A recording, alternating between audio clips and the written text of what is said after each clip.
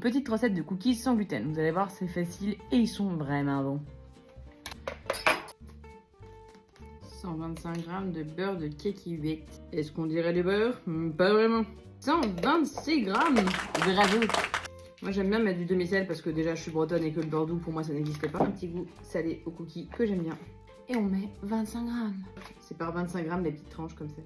Faut qu'il soit ramolli. Je vais tricher, je vais mettre 10 secondes au micro-ondes. J'ai le cafard, c'est l'hiver, alors autant se faire des cookies. Vous arrêtez tout pour pas entendre le bip de micro-ondes. Mon beurre est mou. Pourquoi est-ce que je fais du sans gluten maintenant? C'est parce que je supporte plus d'avoir mal au ventre quand je mange. Environ 120 g de farine de riz blanc. 40 g de maïzena. Ça va les rendre plus légers que juste de la farine de riz. Nous avons une belle pâte qui a l'air d'être bien sèche. Ou comme dirait mon grand-père, comme la vieille peau de mes couilles. Hommage à papy. Une fois je lui ai fait des pâtes et j'avais pas mis de beurre ni d'huile et il m'a dit mais dis donc tes pâtes c'est sec comme la vieille peau de mes couilles. C'est vrai que c'était pas ouf. Un petit sachet de sucre vanille. Un peu de goût. Je vais mettre les 3 quarts de levure. Après si vous avez du bicarbonate c'est pas mal aussi. Mettre le sucre blanc. 100 à 110 g si vous aimez que ce soit très sucré. 4 petites cuillères d'huile. Après si vous préférez mettre plus de beurre et pas d'huile, vous pouvez. Un œuf. Je rince toujours mes œufs par grosse flip. Et parce que ça sort du derrière de quelqu'un aussi. Hein.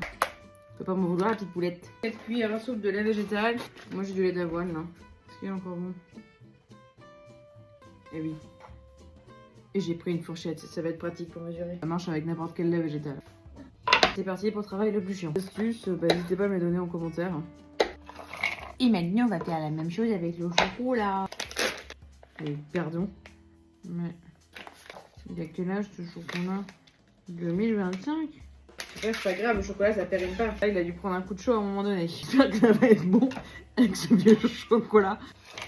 Des pâtes à cookies, il n'y a rien de meilleur dans la vie. Et c'est le moment de mettre la main littéralement à la pâte. D'abord, j'aime bien faire une grosse boule. Largement de quoi en faire allez, 12-13. Et on met au four pendant 11 minutes. Je garde l'autre moitié pour la mettre au congélateur.